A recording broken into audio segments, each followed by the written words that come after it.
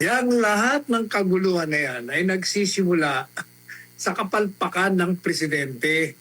Siya nagsimula ng lahat na yan, hindi mangyayari yan kung matino ang kanyang pamamalakad. Kung hindi siya naglayon na palitan, tanggalin, idiskwalipika si Inday Sara.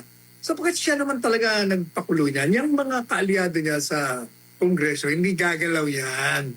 Kasama lahat siya sa plano eh. Kaya nagkakagulo because of the one sitting in power, holding the strings. Siya ang nagpapagalaw ng lahat na yan. Kasi ang objective talaga, manatili sa kapangyarihan beyond the 2028 term of office. Kaya magulo tayo. Kaya hindi lamang nagsasalamin, siya ang dahilan ng lahat ng kaguluhan ngayon dito sa ating bansa.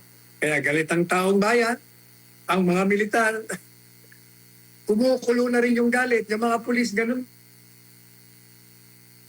Ayan.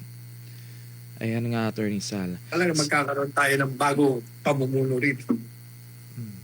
Nang hindi tamang panahon. Hindi tamang panahon kasi dapat 2028 pa.